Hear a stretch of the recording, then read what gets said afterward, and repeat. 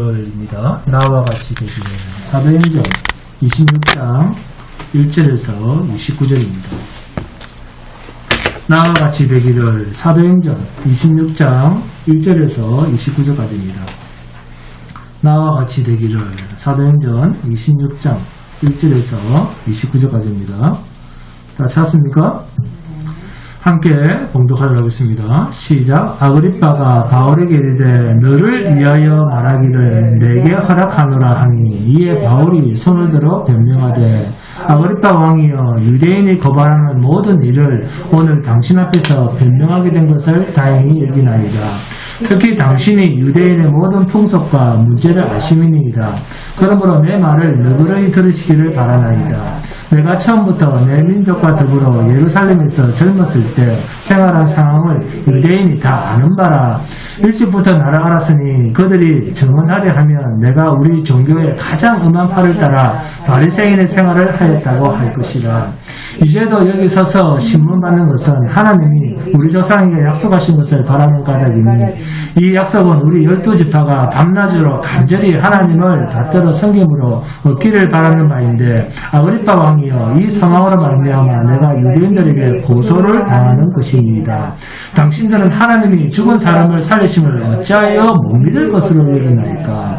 나도 나사렛 예수의 이름을 대적하여 많은 일을 행하여야 될 줄 스스로 생각하고 예루살렘에서 이런 일을 행하여 대제사장들에게 가서 고난을 받아가지고 많은 성도를 옥에 가두며 또 죽일 때에 내가 찬성 투표를 하였고 또 모든 회당에서 여러 번 형벌하여 강제로 모독하는 말을 하게 하고 그들에 대하여 심히 격분하여 외국 성에까지 가서 박해하였고 그리로 대제사장의 권한과 이임을 받고 다메섹으로 갔나이다.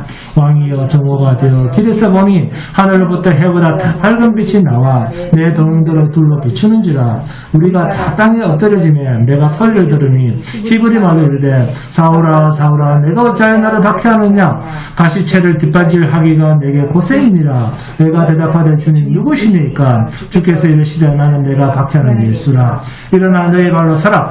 내가 내게 나타난 것은 곧 내가 나를 본 일과 장차 내가 내게 나타날 일에 너로 종과 증인을 삼으려 함이니 이스라엘과 이방인에게서 내가 너를 구원하여 그들에게 보내어 그 눈을 뜨게 하여 어둠에서 빛으로 사탄의 권세에서 하나님께로 돌아오게 하고 죄의 사함과 나를 믿어 거룩하게 된 무리 가운데서 기업을 얻게 하리라 하리이다. 아그리빠 왕이여 그러므로 하늘에서 보이신 것을 내가 거스르지 아니하고 먼저 다메섹과 예루살렘에 있는 사람과 유대 온 땅과 이방인에게까지 회개하고 하나님께로 돌아와서 회개에 합당한 일을 하라 전함으로 유대인들이 성전에서 나를 잡아 죽이고자 하였으나 하나님의 도우심을 받아 내가 오늘까지 서서 높고 낮은 사람 앞에서 증언하는 것은 선지자들과 모세가 반드시 되리라고 말한 것밖에 없으니 곧 그리스도가 고난을 받으실 것과 죽은 자 가운데서 먼저 다시 살아나사 이스라엘과 이방인들에게 빛을 전하시리라 하니이다 합니다. 바울이 같이 변명하며 베스도가 크게 소리내어 이르되 바울아 내가 미쳤도다. 내 많은 학문이 너를 미치게 한다 하니 바울이 이르되 베스도가 커야 내가 미친 것이 아니요 참되고 온전한 말을 하나이다. 왕께서는 이 일을 아시기로 내가 왕께 담대히 말하노니 이 일에 하나라도 아시지 못함이 없는 줄 믿나이다. 이 일은 한쪽 구석에서 행한 것이 아니니이다. 아그리빠 왕이여 선지자를 믿으시나이까. 믿으신 줄 아나이다. 아그리빠가 바울에게 이르되 내가 적은 말로 나를 권하여 그리스도인이 되게 하려 하는도다. 바울이 이르되 말이 적으나 많으나 당신뿐만 아니라 오늘 내 말을 듣는 모든 사람도 다 이렇게 결박된 것 외에는 나와 같이 되기를 하나님께 원하나이다 합니다.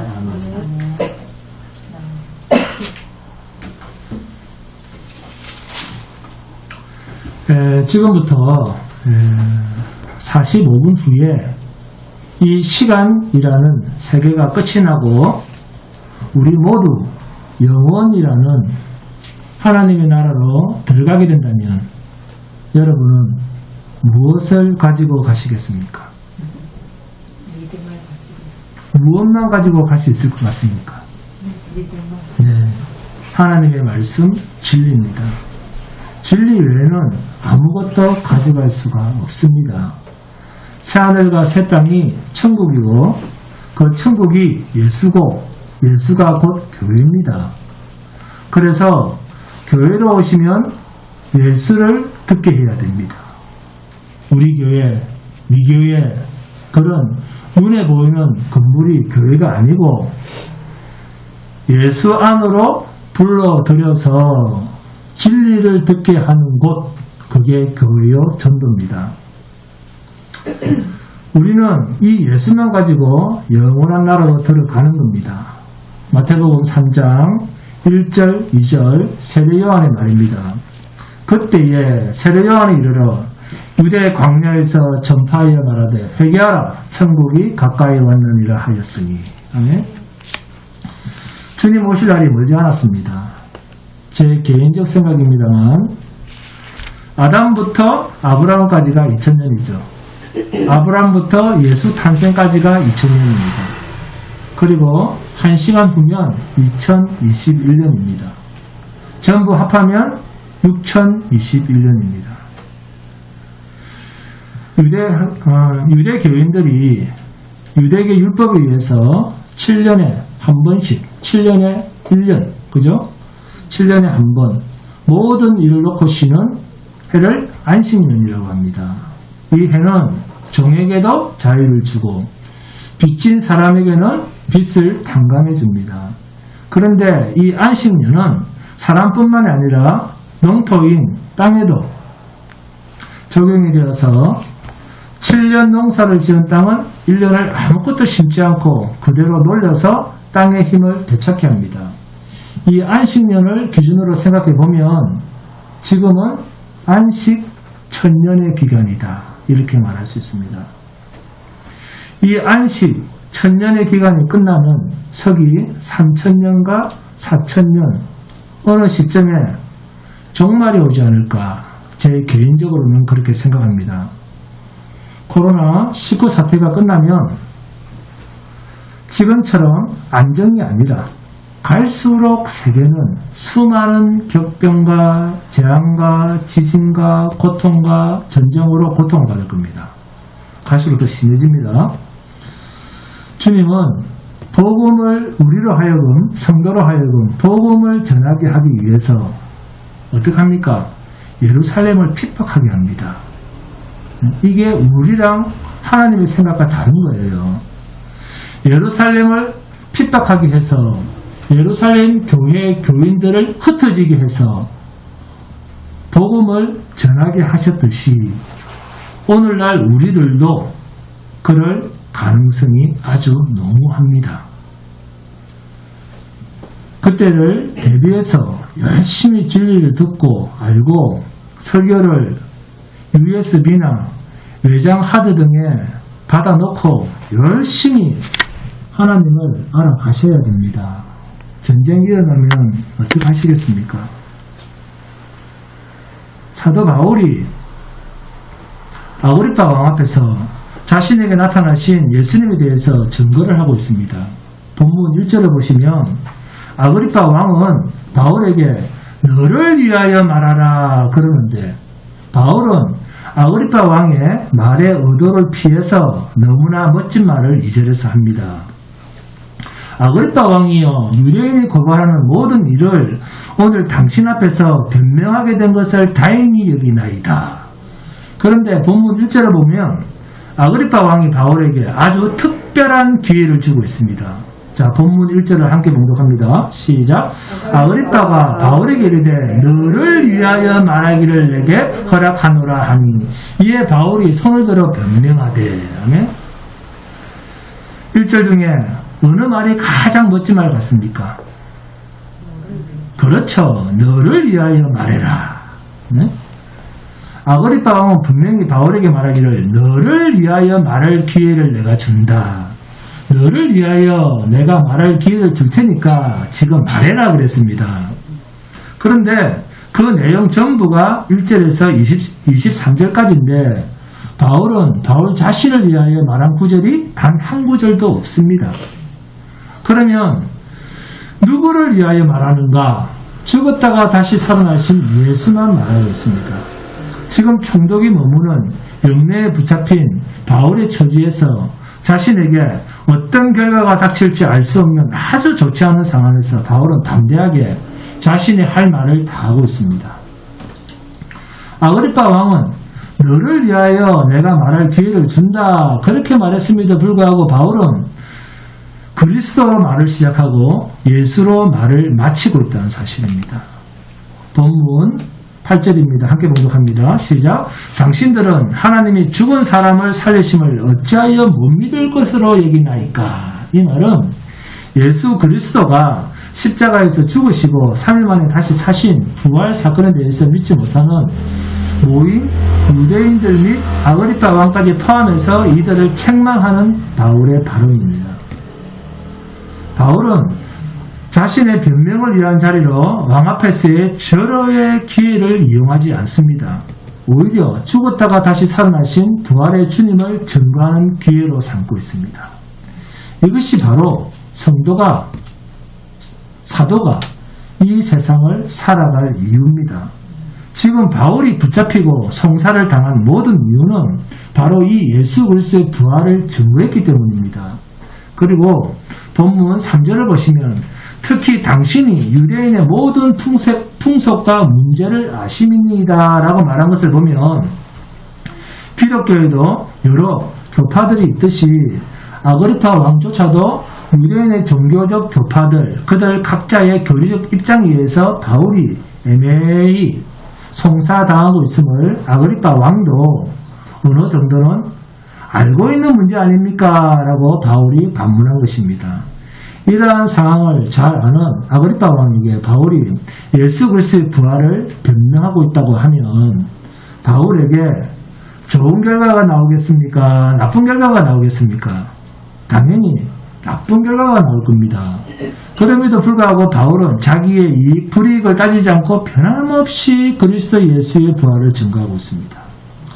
바울의 이러한 모습을 우리가 볼 때 모든 상황들을 자기의 생각대로 살아가지 않는 이 사도의 모습을 우리가 확인하고 있습니다. 그래서 본문 4절에 내가 처음부터 내 민족과 더불어 예루살렘에서 젊었을 때 생활한 상황을 유대인이 다 아는 바라. 바울이 어떤 사람이고 지금까지 바울이 어떤 일을 하고 온 사람인지를 이 사람들, 유대인들은 잘 알고 있다는 겁니다. 나에 대해서. 본문 6절 7절입니다. 함께 공독합니다. 시작. 이제도 여기 서서 신문 받은 것은 하나님이 우리 조상에게 약속하신 것을 바라는 까닭이니 이 약속은 우리 12지파가 밤낮으로 간절히 하나님을 받들어 섬김으로 얻기를 바라는 바인데 아그리파 왕이여 이 소망으로 말미암아 내가 유대인들에게 고소를 당하는 것입니다. 바울이 당당하게 이야기를 하고 있습니다. 내가 왜 그들에게 송사를 당합니까? 나는 당연히 하나님께서 우리 조상에게 약속하신 것을 바라는 까닭에서 하는 일인데 그게 무슨 잘못입니까? 이 하나님의 약속 때문에 하나님을 향한 이 소망 때문에 내가 유대인들로부터 이 고소를 당하고 있습니다. 그러면서 반문하기를 어째서 당신들은 하나님이 죽은 사람을 살려놓는 것을 어찌 못 믿을 일로 불가능한 일로만 생각합니까? 전능하신 하나님인데 하나님이 그 정도도 못할 것 같습니까? 하나님이 죽이기도 하시고 살리기도 하시는데 그것이 안 믿어진다는 말입니까? 그러면서 바울은 자신이 과거에 어떤 사람이었다는 것을 소상히 말합니다. 나 역시 과거에는 예수 믿는 사람들을 없애버리기 위해서 남의 나라까지 가서 잡아서 죽이는 일을 서슴지 않았던 사람입니다. 나도 예전에는 부활의 주님을 부정하고 핍박했던 사람입니다. 본문 9절에서 12절입니다. 함께 봉독합니다. 9절부터 시작. 나도 나사렛 예수의 이름을 대적하여 많은 일을 행해야 될 줄 스스로 생각하고 예루살렘에서 이런 일을 행하여 대제사장들에게 고난을 받아가지고 많은 성도를 옥에 가두며 또 죽일 때 내가 찬성 투표를 하였고 또 모든 회당에서 여러 번 행군하여 강제로 모독하는 말을 하게 하고 그들에 대하여 심히 격분하여 외국 성에까지 가서 박해하였고 그 일로 대제사장들의 고난과 이임을 얻고 다메섹으로 갔나이다. 아멘. 이런 이야기를 하면서 바울은 자신이 경험한 신비한 체험을 본문 13절부터 말하기를 시작합니다. 여러분, 사도 바울의 이러한 모습을 볼 때 어떤 생각이 듭니까? 바울은 왜 이렇게 할까요? 그것은 부인할 수 없는 자기 안에서 역사하는 자신이 부인해도 안 되는 그 어떤 것이 바울 속에 있다는 것입니다. 여러분은 어떻습니까? 영원하신 주님이, 영원히 사는 주님이 여러분 안에 계십니까? 아니면 여전히 내가 살아있습니까? 우리는 바울처럼 우리 안에 주님이 계신 것이 아니라 아직도 내 안에 내가 있지는 않습니까? 내 안에 예수가 있다면 그러면 당연히 예수가 내 인생에서 왕노릇을 해야 됩니다. 그런데 실제 우리의 모습은 어떻습니까? 우리가 바울의 입장과 같은 입장이었을 때 그동안 어떤 처신을 해오셨습니까? 바울처럼 내게 유익이 되든 안 되든 내가 이렇게 행동하든 하지 않든 내게 손해가 되든 죽게 되든 나는 오직 예수의 증인밖에는 할 수 없다. 이것이 나의 유일한 소망이고 나의 유일한 인생의 목표다. 그렇게 생각하셨습니까? 진짜 그렇습니까? 그렇다고 하면 여러분은 대단한 하나님의 은혜 안에 있는 사람입니다. 여러분, 예수님의 제자들이 예수님과 함께하고 예수님과 동행하고 예수님과 똑같은 삶을 살았다고 하면 그것은 예수님이 계실 때였습니까? 아니면 예수님이 가시고 성령이 오신 그 이후였습니까? 그렇습니다. 네, 성령이 오신 그 이후부터 가능했습니다. 지금의 바울 사도처럼 바울 사도 속에 주님의 영이신 성령이 오셨을 때 바울은 그 중심에 자기가 있지 않고 예수님이 있습니다. 그래서 바울은 자기 생각대로 하지 못하고 예수님의 생각대로 살 수밖에 없었습니다. 그리고 내게 어떤 불이익이 닥치고 손해가 있다 하더라도 또한 내게 어떤 기회가 주어졌든 그 기회는 오직 그리스도 예수를 증거하는 기회로 삼고 있습니다. 그러므로 그리스도 예수의 영이 있는 사람, 성령이 있는 사람은 내게 유익이 된다고 예수 그리스도를 양보하거나 또는 다른 것으로 타협할 수 없습니다. 적당한 수준에서 절충하면서 상대가 싫어하거나 상대가 거북해하거나 내게 어떤 일정한 손해가 될 것에 대해서 미리 계산해서 적당한 수준에서 행동하고 절제할 수 있는 그런 게 아닙니다. 성도의 삶은 자신은 이미 주님이 부활하시기 전 십자가 앞으로 나아가 하나님의 명령대로 죽음에 자신을 내어놓은 사람입니다. 철저하게 십자가 앞에서 죽음에 놓여진 이미 나는 죽은 자로 사는 자입니다. 성도는 세상에 있으나 없는 자처럼 사는 사람입니다. 성도라고 하는 이 말에는 내 생명, 내 인생이라고 하는 게 없습니다. 거룩할 성, 백성도, 무리도 성도입니다. 거룩한 무리다 그 말입니다. 거룩한 무리라는 말을 다른 말로 바꾸면 하나님의 군대다 그 말이에요. 거룩은 하나님께만 붙일 수 있는 말입니다. 그리고 무리라고 하는 말은 군대입니다. 하나님의 군대가 누구를 위해서 싸워야 됩니까? 자기를 위해서 싸웁니까? 적을 위해서 싸웁니까? 네?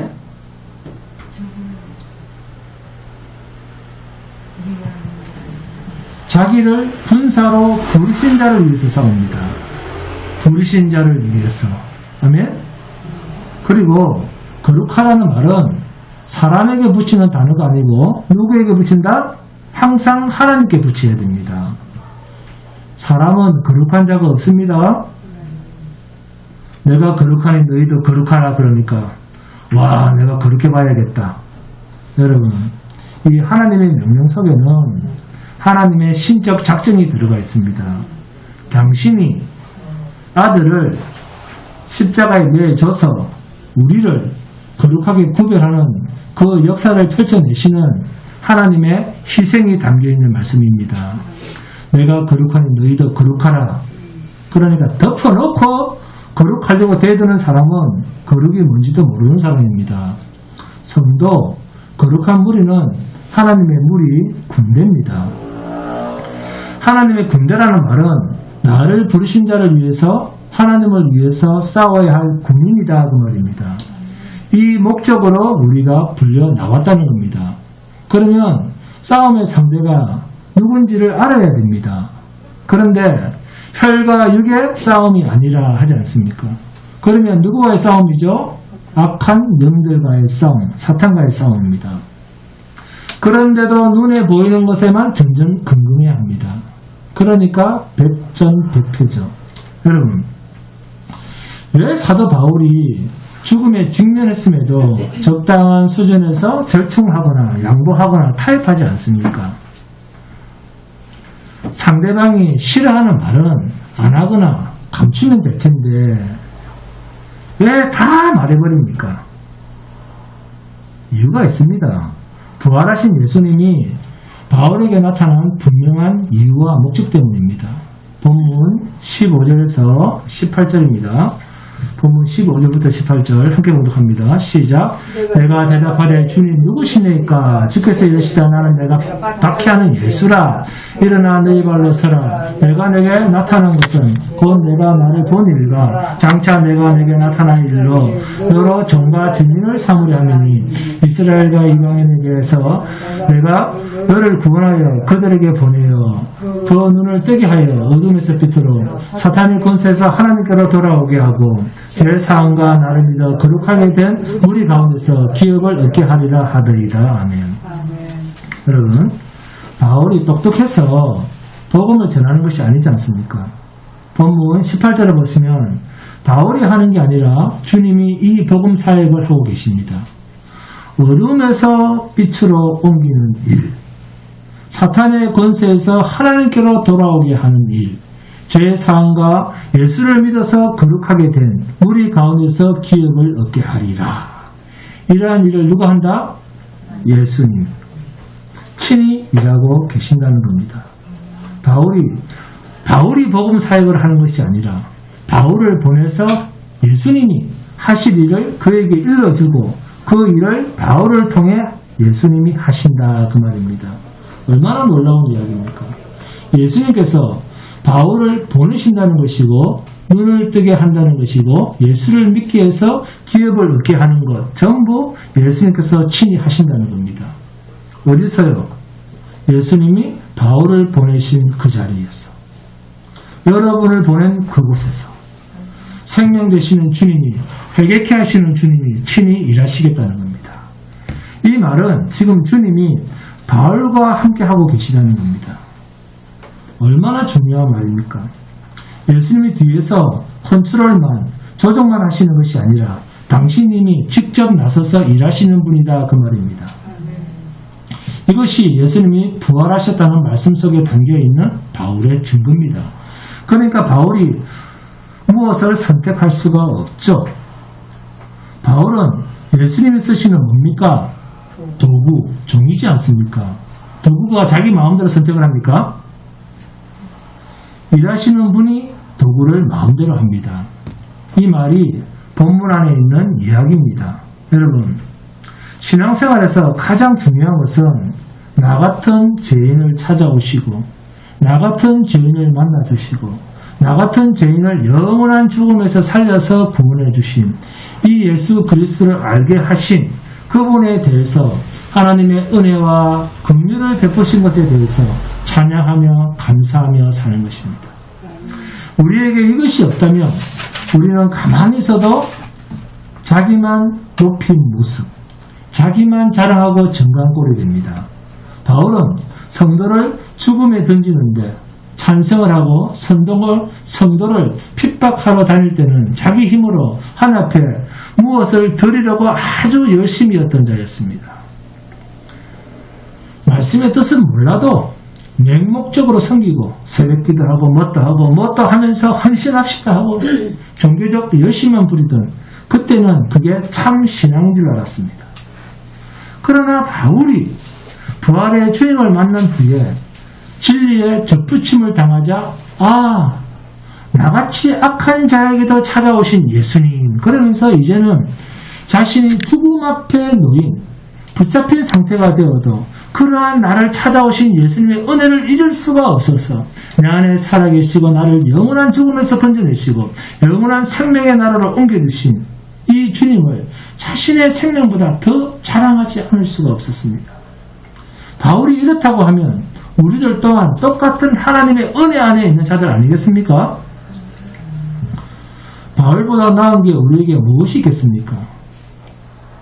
예수님이 하시려고 하시는 일을 우리를 구원해서 우리 만족에 도취되어서 살라고 주님이 십자가에서 죽으신 것이 아니라 바울처럼 우리들도 너로 종과 증인을 삼으려 함이니.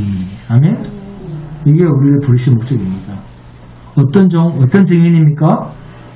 이스라엘과 이방에 보내서 내가 너를 구원하여 그들에게 보내어 그 눈을 뜨게 하여 어둠에서 빛으로 사탄의 권세에서 하나님께로 돌아오게 하고 죄사함과 나를 믿어 거룩하게 된 무리 가운데서 기업을 얻게 하리라 하더이다.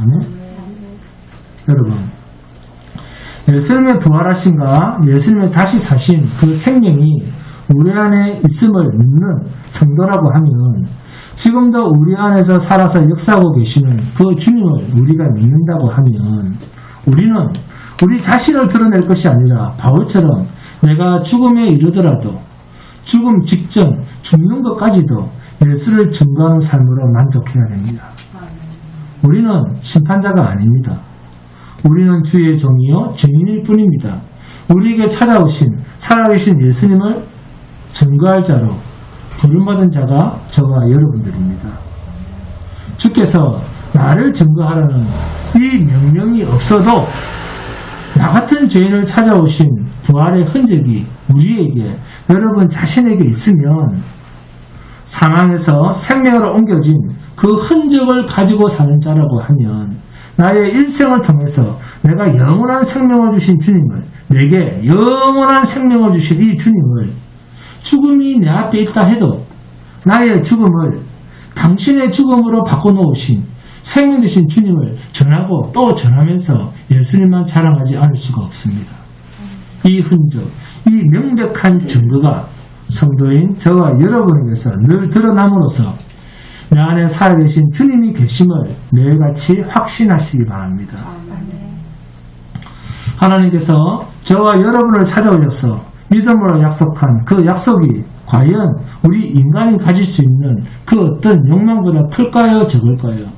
큽니다. 그러면 많을까요? 적을까요? 많습니다. 확실히 인정합니까? 네, 그렇습니다. 하나님께서 저와 여러분에게 믿음 안으로 가지고 오셔서 우리에게 약속하신 그 약속들은 이 세상에서 가장 좋은 곳, 가장 좋은 곳으로도 이 천국, 이 믿음, 예수를 살 수가 없습니다. 그러므로 하나님께서 믿음 속에 담고 우리 안에 가져오신 약속들은 우리가 더 소망하고 더 욕심 부릴 것도 없습니다. 왜요? 하나님께서 이루어 주시겠다고 한 것이 우리 인간이 가지는 포부와 소망과는 비교할 수도 없는 엄청나고 큰 가치 있는 것이기 때문에 할렐루야. 이렇게 하나님께서 우리에게 이루어 주시기로 말씀하시고 약속하신 것들이 얼마나 크고 내 계획보다 더 높은 계획을 가지셨다는 것을 우리가 모르니까 세상의 엉뚱한 썩은 계획을 포기하지 않는 것입니다. 하나님이 믿음을 주시기 위해서 우리를 찾아오실 때 저와 여러분 각자에게 약속한 것이 있습니다. 그 약속은 이 세상 것이 아니라 영원한 나라의 것인데 그 영원한 나라의 것에 대한 성취는 이 세상에서 우리가 최고로 돈을 많이 벌어서 이 세상 모든 것을 자기 혼자 다 차지하고 있어도 그것으로는 하나님께서 약속하신 것을 단 한 개도 살 수가 없습니다. 그렇다고 하면 하나님의 약속이 얼마나 놀랍고 크고 위대한 축복의 약속이겠습니까? 이 하나님의 약속을 믿음 안에서 확인하고 기다리는 사람은 자기의 목표나 자기의 소망이나 자기의 포부나 자기의 계획을 하나님께서 내게 이루어 주마라고 약속하신 이 하나님의 약속과 비교하면서 바울처럼 세상의 모든 것은 배설물로 여기게 됩니다. 바울이 이 말을 그냥 한 것이 아니라 하나님이 내게 이루어 주시겠다고 한 것이 지금까지 내가 노력해서 얻은 것과는 좋게 비교할 수 없다는 것입니다. 왜요? 하나님이 우리 안에서 이루어 주시는 것은 세상에서는 보지도 못하고 너무 고상하고 너무 아름답고 너무나 정귀한 것들이라서 내가 그동안 경험했고 내가 그동안 가졌고 내가 그동안 자랑했던 것들은 그것을 보자. 내가 그동안 자랑했던 것들 그것을 보자. 다 배설물로 여겼다. 아멘? 얼마나 거룩한 기가 막힌 고백입니까? 여러분은 현재의 자신의 처지를 보면서 자기의 형편에 만족하고 감사합니까? 왜 우리에게 기쁨과 감사가 없는 줄 아십니까? 내가 생각하는 목표치를 포기하지 않기 때문입니다. 하나님은 실패를 하실 수가 없는 분입니다. 하나님은 우리를 한번 찾아오시면 떠나시지도 않습니다. 그러면 지금 내 안에 계신 하나님께서 나에게 이루시고 이루어지고 있는 모든 일은 머리털 하나까지 하나님이 다 헤아림 받으시는데 그러면 나의 형편이란 실패치 않는 그 하나님이시라면 지금 내 형편이 내가 만족하고 내가 기뻐하는 것과는 상관없이 하나님은 완벽하게 내 안에서 하나님의 계획을 하나님의 약속을 성취해 가고 계시는 과정에 있음을 인정하시기 바랍니다. 이런 하나님의 열심이 우리 안에 있음에도 우리는 자신의 환경과 형편을 만족하지 못합니다. 왜 그럴까요? 사탄 때문입니다. 사탄. 네? 사탄의 강경함 때문입니다. 악한 사탄이 광명한 천사처럼 우리를 찾아와서 네가 바보야? 네가 바보가? 네가 왜 그렇게 살아야 되는데? 하면서 계속 우리를 흔들기 때문에 그렇습니다. 이럴 때 우리가 잃어버리기 쉬운 것이 뭔지 압니까? 하나님께서 믿음으로 우리를 찾아오셨다라고 하는 이 당당한 신분을 제대로 인식하지 못한다는 겁니다. 하나님의 자녀라고 하는 이 엄청나고도 존귀한 신분에 대해서 평소에 제대로 된 자긍심이나 인식이 없다는 겁니다. 여러분, 우리는 성도, 하나님의 자녀라고 하는 신분입니다. 얼마나 대단하고 당당한 신분입니까? 온 우주 만물의 왕이신 하나님이 우리 아버지인데, 그런데 실상은 마치 마귀의 종인 것처럼 사니까 누가 제일 우스워하고 좋아하겠습니까? 사탄이 제일 우스워하고 좋아하죠. 성도라고 하면 누구나 하나님의 아들이라고 하는 이 당당함이 있어야 됩니다.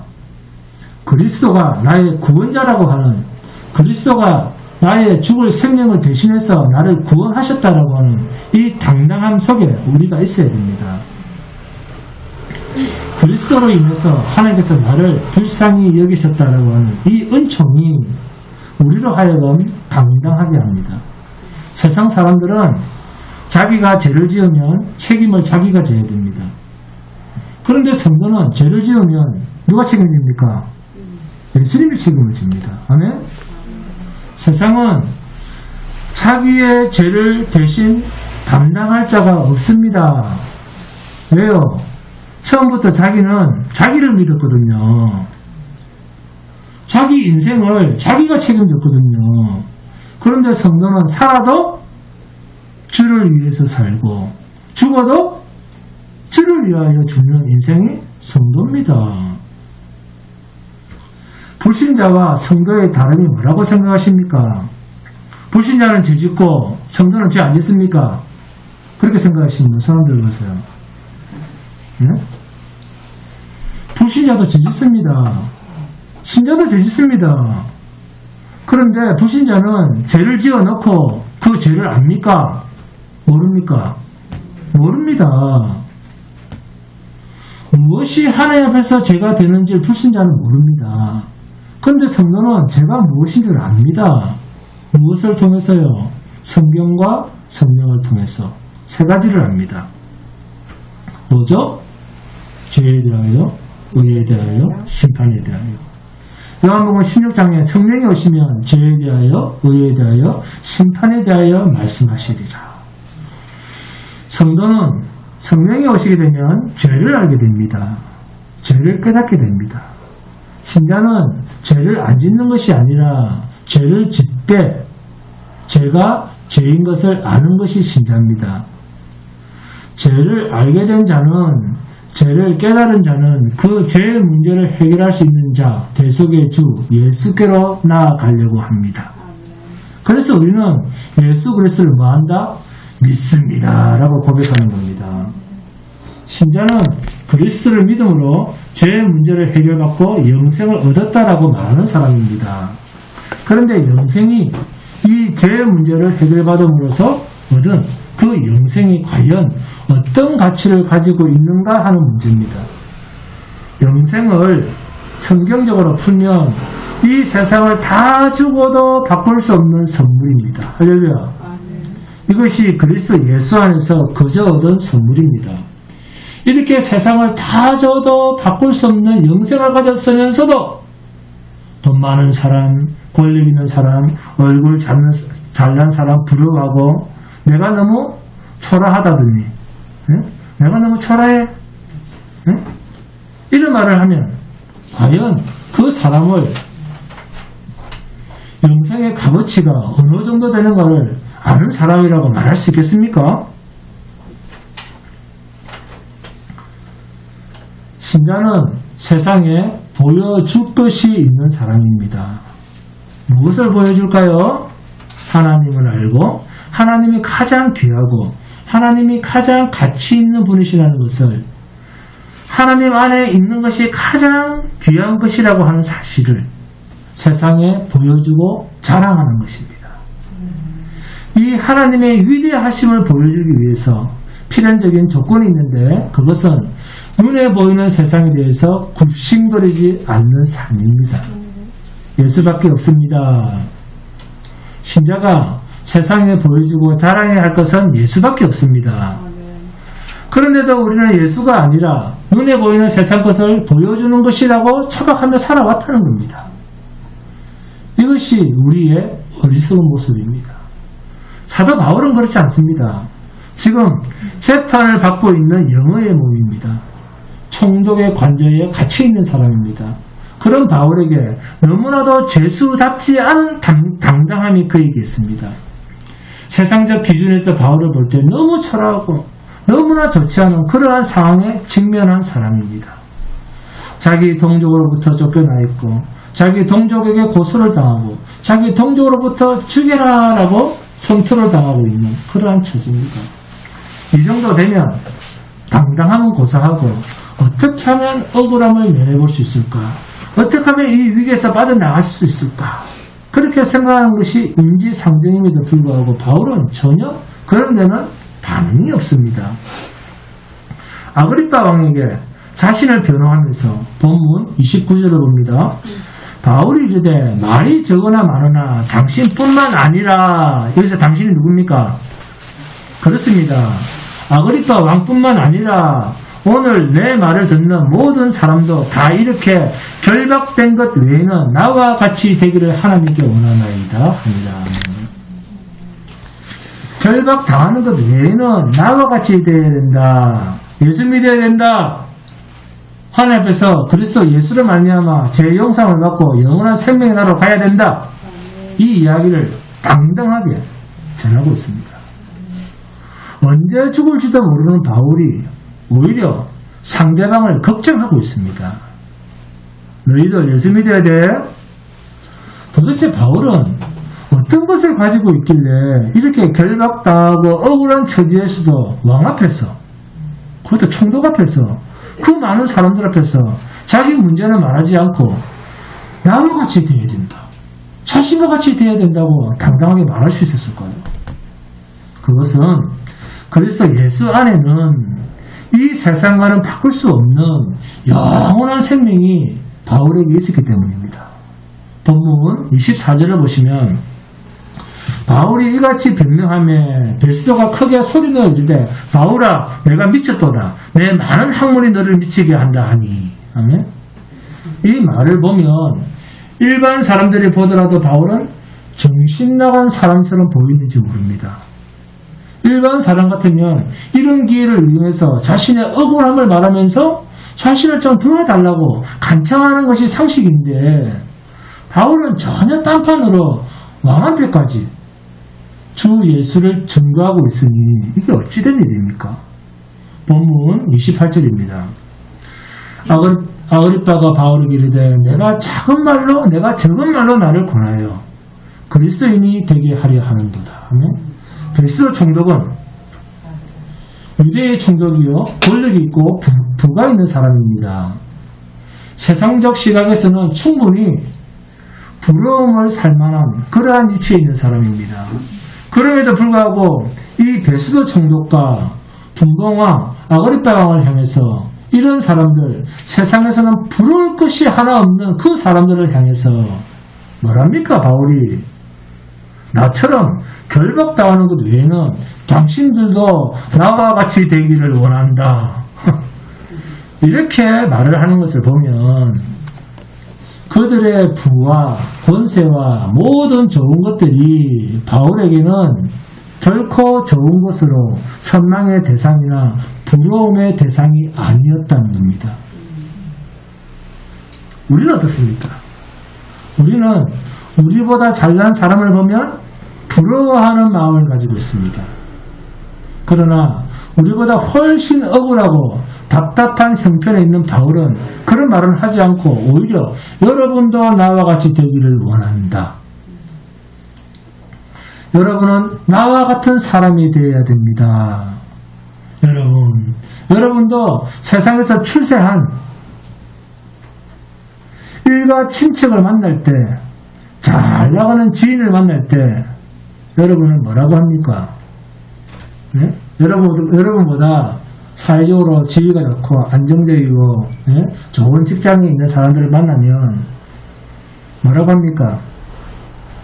네가 잘 살고 잘 나가는 거 빼고 너도 너도 나처럼 예수 믿고 하나님의 자녀의 은혜를 있기를 원한다. 이런 말을 할 수 있어야 됩니다. 다시 한번 이야기 드릴게요. 친척들을 만나면, 잘 나가는 친척을 만나면 네가 잘 나가는 거 빼고 너도 나처럼 예수 믿고 하나님의 자녀의 은혜를 입기를 원한다. 이런 말을 할 수 있어야 됩니다. 바울은 이런 말을 상대가 왕이고 총독이고 지위와 권력, 부 그런 것들은 자기 앞에서는 아무것도 아니라는 겁니다. 이 사실을 극명하게 보여주고 있지 않습니까? 이것이 바울의 신앙관입니다. 신앙. 눈에 보이는 것들이 인생의 참된 행복의 조건이 아니다 그 말입니다. 내가 만난 예수를 여러분도 만나는 것이 참된 행복입니다. 그런 거예요. 이 사실을 바울이 선언하고 있습니다. 그리스도 예수를 알고 그리스도 예수 안에 있는 하나님의 사랑을 아는 자로 사는 것이 인생에서는 가장 가치 있고 가장 존귀한 복을 누리는 삶이라는 겁니다. 그러니까 당당해질 수밖에 없죠. 당당할 수밖에 없죠. 우리는 이 2%가 부족합니다. 네, 이 2%가. 요새는 그 2% 음료수가 안 나오더라고요. 네. 우리가 바울보다 2%가 부족한 부분이 바로 이 부분입니다. 신앙의 여유입니다. 신앙의 넉넉함입니다. 신앙의 당당함입니다.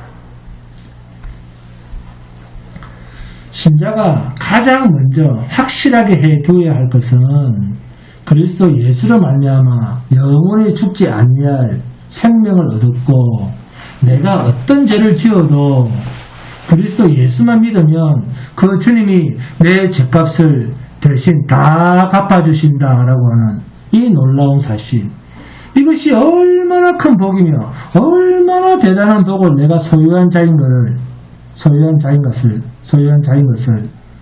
잊지 마시기 바랍니다.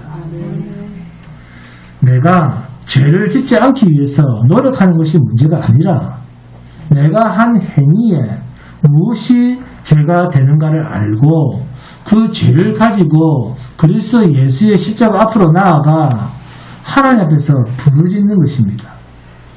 그런데 교회를 다니면서도 무엇이 죄인 줄을 모르고 있다는 사실입니다. 그래서 사탄에게 끌려가고 있음에도 불구하고 하나님의 이름을 부르면서 내 나라 주여 내 나라 주여 주시옵소서 이렇게만 하고 있다는 겁니다. 응?